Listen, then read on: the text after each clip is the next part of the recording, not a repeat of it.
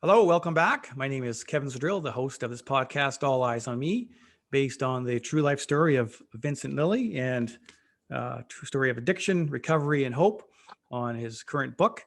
And we're going to continue on with our chat today and want to welcome you back, Vincent. Thanks for having me. Always a pleasure. I thought it'd be worthwhile today to discuss in terms of incarceration, and specifically for yourself, it was at Stony Mountain Institute here in Manitoba.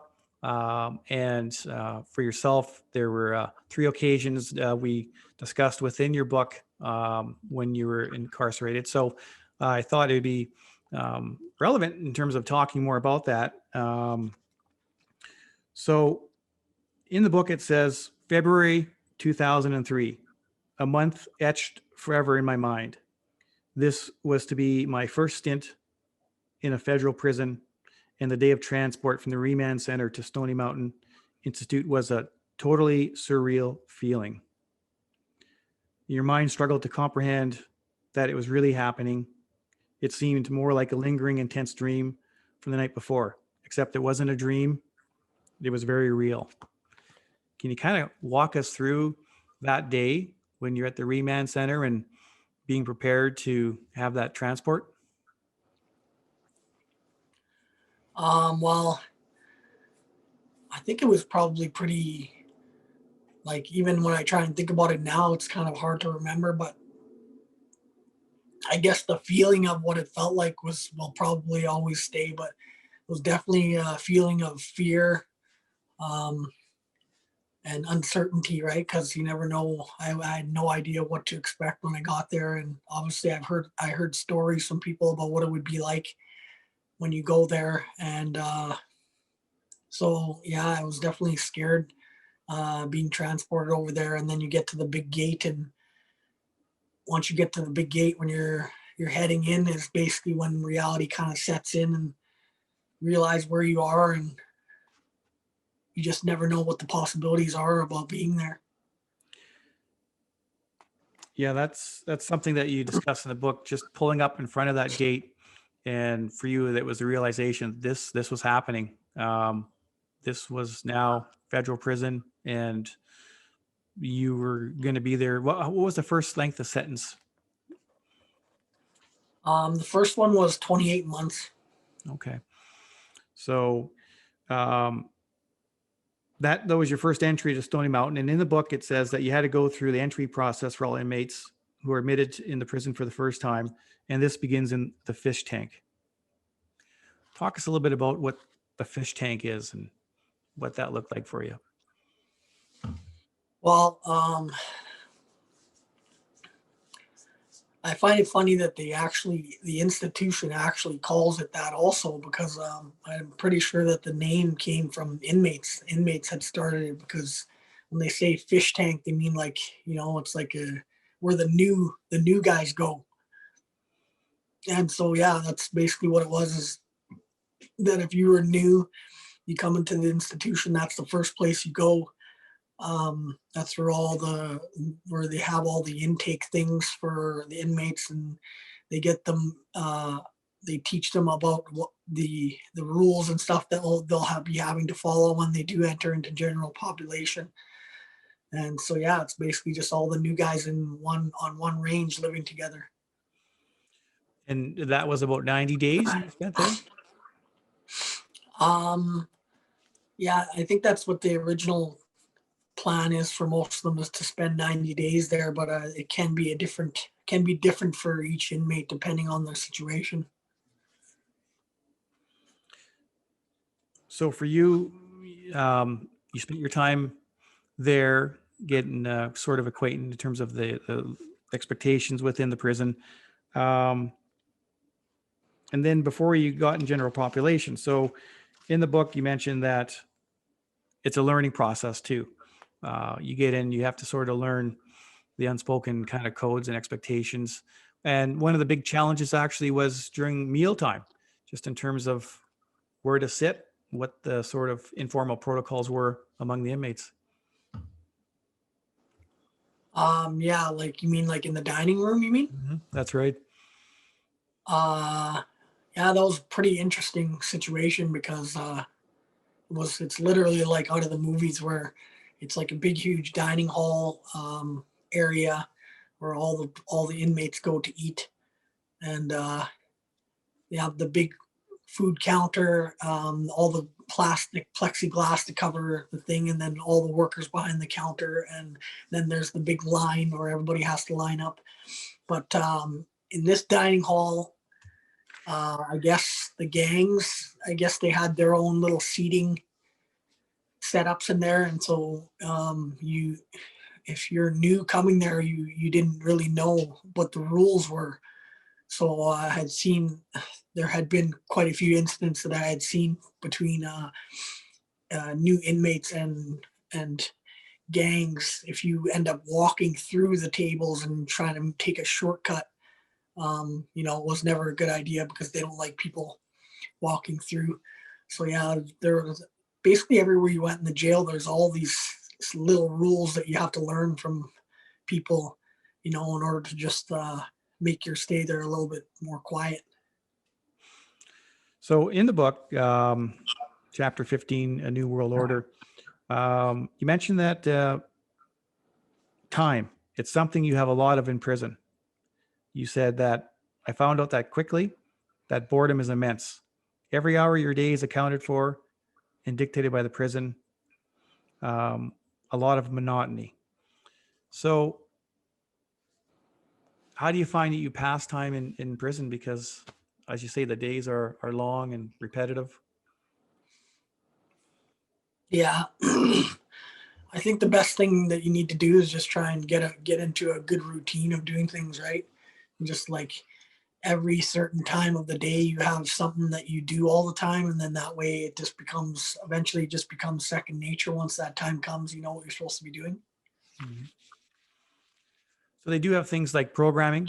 What would that look like for inmates during this programming period?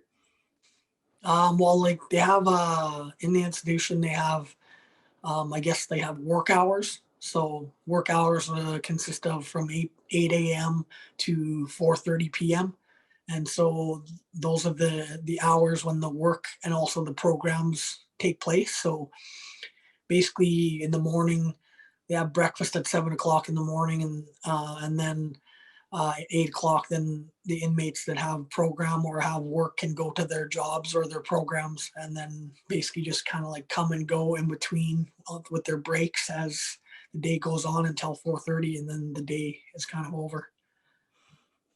So in the book, you mentioned that all these criminals do all days hang around with time to think and talk, and it almost kind of breeds more of the same thinking. Um, and you mentioned here, it seems like so many guys go into their sentence with no thought of rehabilitation and avoiding a return to prison or changing the behaviors that got them incarcerated to begin with.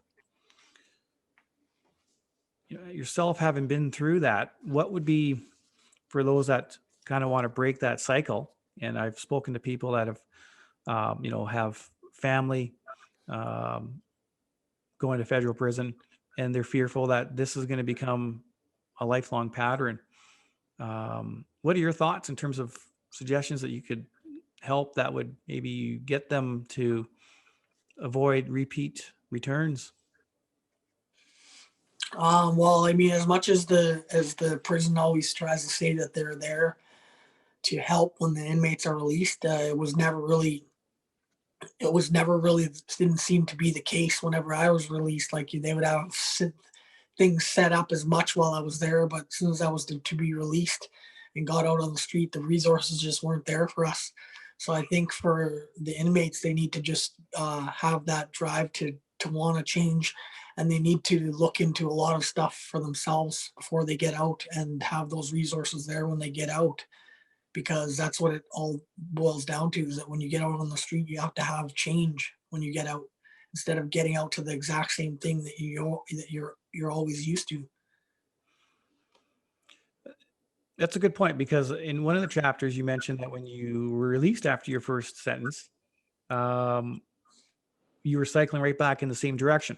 And you said here in the book that when you left Stony Mountain, 16 months of your life are gone. nothing, but it became nothing more than a distant memory.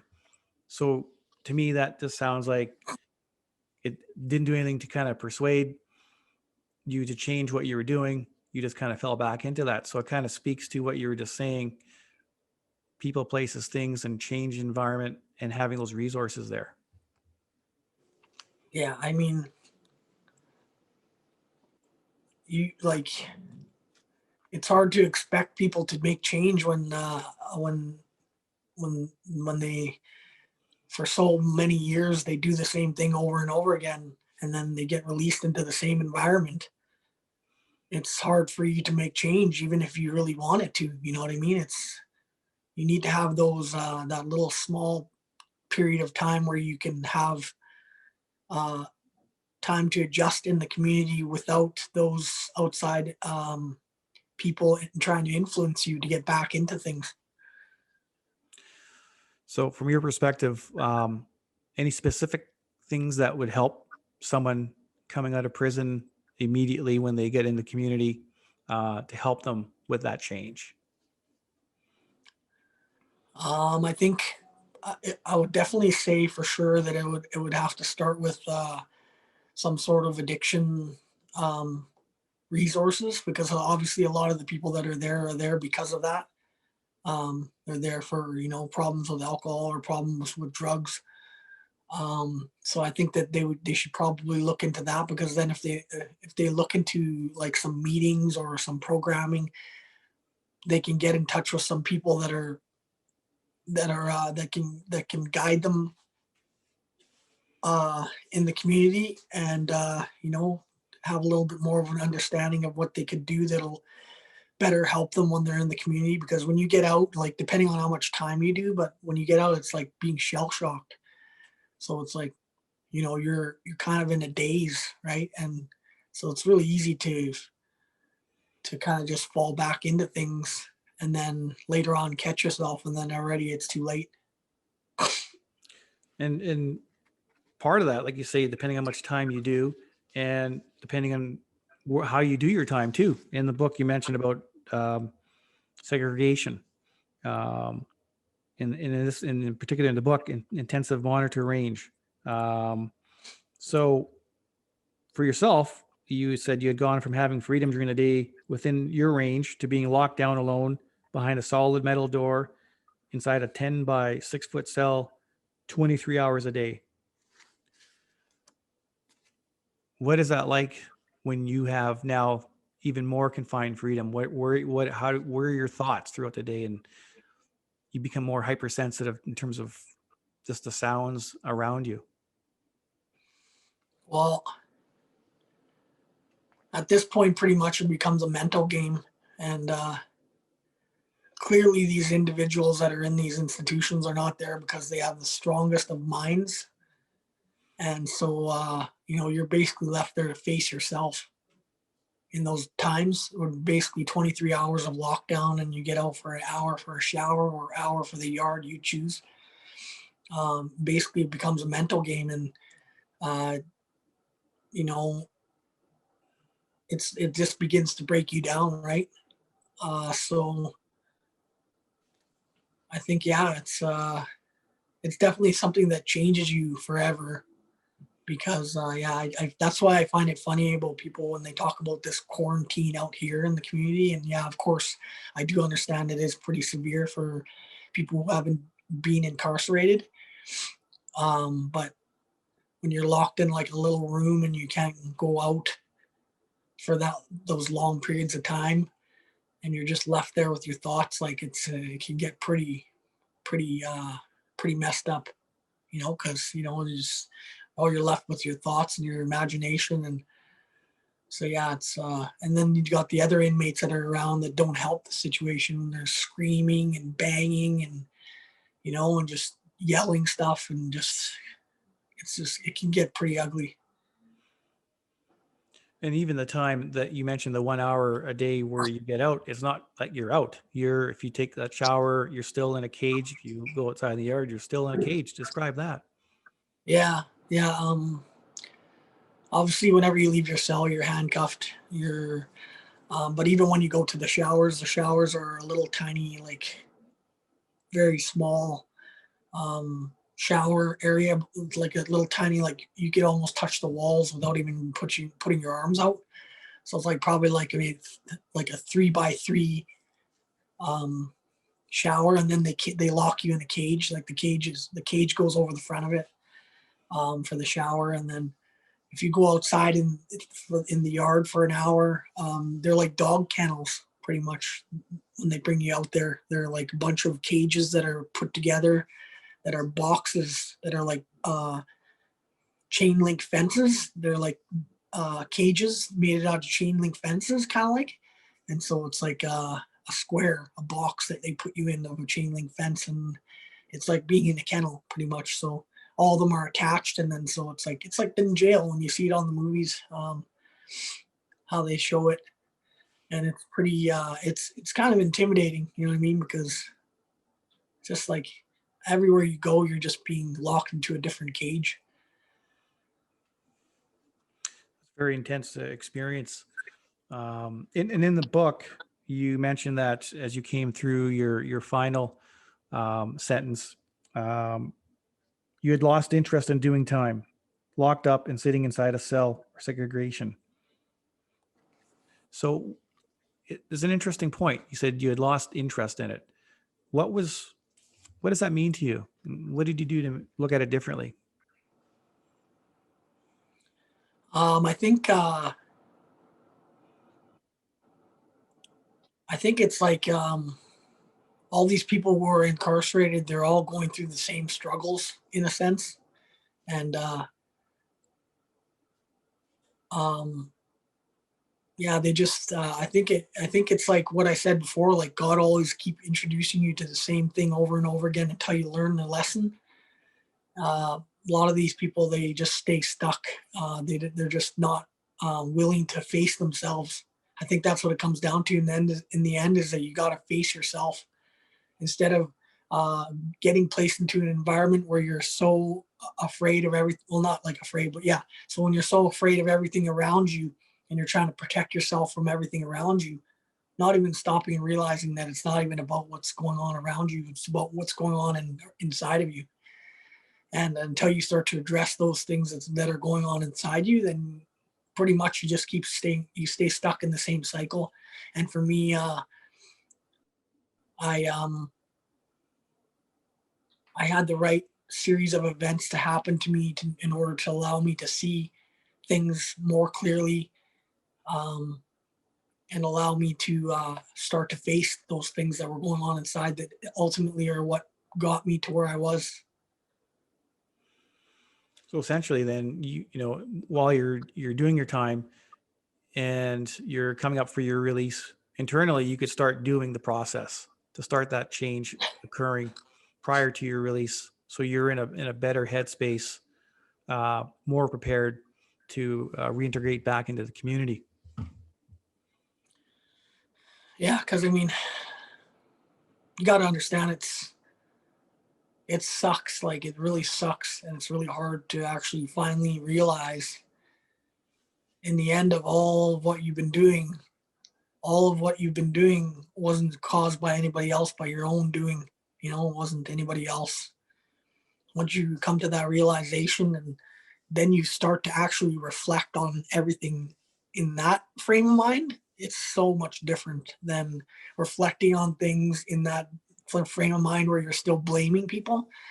It's a little bit easier to rationalize the things that you've done when you know you're stuck there blaming people or why this and why that happened.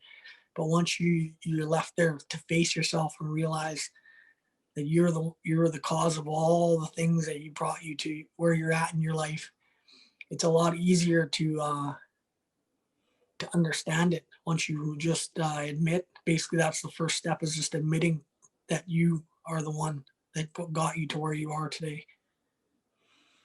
It's very powerful. In your opinion, what would be sort of the top three priorities when you're released into community that would help with that transition, if that was presented to someone, to make that more successful, to kind of help guide you in the right direction? If there were, you know, one, two, three things that the most important to kind of give you that foundation of success? Well, I think, like I said, the addiction part is something that you definitely have to address, because if you don't address that part, then it's going to mess with your thinking and your thought process. And you need to have a clear mind to definitely be successful after being released from jail or prison. So that's definitely one of the things you got to definitely deal with. But one of the main things is the places where you're going to be living is definitely a big thing, because especially if you had some involvement with gangs and that, like, you can't be going back into the same environment. So I think that your location is one of the big things. You definitely have to change what you were doing, because obviously, clearly, what you were doing wasn't working. So, you know, it's like the definition of insanity. You can't keep doing the same thing over and over again and expect different results. So your location is definitely one of the things you have to change. And I think just like the things that you do are definitely another thing that you want to change when you're out. I think a good thing is to start to try and maintain your health. So I think for me, what I used to do is, that's why I think another reason why I'm so committed to working out is I would definitely always do that. When I got out, I'd always make sure I had a gym membership, and get into some sort of, like, even you can get into boxing or whatever you wanted to get into, right? Um, but that's something that staying physical can be good for your mental health, right? So um, the stronger that your mind is, the more chances that you'll be successful. That's very, very wonderful in terms of that direction, and that's, before you start to even try to get the basic skills of seeking employment, right? Because that's a challenge in itself, and doing up resumes and knowing how that all process works. Yeah, but I think the reason why I didn't mention that is because I find that that can be a downfall for inmates that are being released. Because what happens is, I've noticed it and seen it time and time again, that when you get released from institution, the first thing people are saying is, you need to get a job, you need to get a job, you need to get a job, you need to make money, right? But what's one of the things that's can be a huge trigger for people that have addiction problems is that when they get money, you know what I mean, they're just faced with this issue. It's in your face, and then it becomes a big problem. So I think, just like people should know, um, like they say, like, I seen this thing where someone was saying they're always coming out with these new phones and these new updates out in society. So everybody has to have that new phone that comes out. And they want to get that update, but nobody's doing the update on themselves, right? Like, nobody wants to upgrade themselves. So, like, what you need to do is start working on yourself and focusing on that, instead of like, with the work and getting money and all this. Obviously, I understand you need money to live and stuff, but um, when you're faced with that stress to get to have to get a job, um, it just becomes a little bit, makes things a lot more harder for you, especially considering if you've done a lot of time. It's, for me, when I got out and I was always told I need to get a job, I was scared, because I didn't know how to get a job. I never knew how to get a job. So and I never really liked working. Every time I worked, I had to have a labor job, and I had to just, it was always just, was never fun for me. So yeah. It's really good points. Before we wrap up today, do you have any other messages to add to what you're just describing in terms of that self-help, that self-awareness, um, activities that people can do or search within themselves to kind of work on that inner self? I think, like I was saying, a lot of people lose, or they don't lose sight of it. They just don't even know about the fact that everybody's doing this work on the outside world. They're doing work on their outside self and not doing any work on the inside self. And I think that's the most important part that we all need to focus on, is because You can't give people something that you don't have. So, you know what I mean? Like, you want to go through life helping people or doing good in life. You can't really, if you don't love yourself, or you're not going to do as good as you'd like to in life. So I think it's just need to do that internal work. It's really tough. That's why a lot of people don't do it. But in the end, it's well worth it. Yeah, it is. And I think your point, like you say, you love yourself first, is so paramount. And we'll end off with one of your quotes in the book. No matter what's going on in your life, no matter how bad you have it, there is always hope. There definitely is. Thank you again, Vincent, for being with us today. Really appreciate the time and the wisdom from your thoughts. And I know that it has a very pronounced effect on our listeners that can help guide them through those times in their lives that they're struggling with addictions and anything else that's going on in their lives. Thank you very much. Thanks for having me.